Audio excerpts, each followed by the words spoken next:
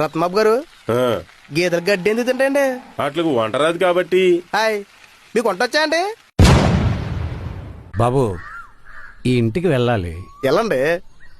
ఇలా అందరికి చెప్పుకుంటూ పోతే ఎప్పటికి వెళ్తారు? ఒరే, హాయ్, నేను ఎమ్మెల్యే అయిన తర్వాత పెట్టే మొట్టమొదటి సంతకం ఏంటో తెలుసా? రాజీనామా అండి. అమ్మాయి ఏం చదువుకుంది? ఇంజనీరింగ్. పెద్ద చదువు అండి. రై, అమ్మాయిని ఏమైనా అడగాలంటే అడగరా? ఇంపార్టెంట్ క్వశ్చన్లు అడగండి, చదువుకొని సాలలేదు కదా. ఒరే గడబాబు, మా ఇంట్లో టీవీ రావట్లేదురా.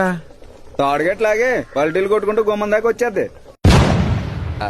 వీడికి ఈ మధ్యన పెళ్లి కుదిరింది. ఆడా మగా? మా మాయ కూతునే చేసుకుంటున్నాను అత్త. అయ్యో పాపం, ఆ పిల్లకేం పోయే కాలం. బావా, మీ అక్క పెప్సిడెంట్ వాడుతుందా కోల్గేట్ వాడుతుందా? ఎప్పల్లా కాదు సార్, ఇది చాలా ఇంపార్టెంట్ లైఫ్ ఇన్సూరెన్స్ ప్లాన్ అండి. మీరు చచ్చిపోతే డబ్బులు వస్తాయి.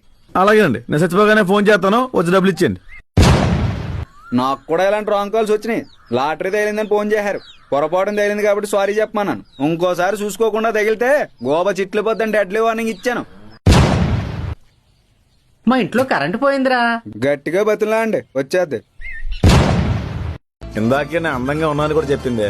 నమ్మేసావా?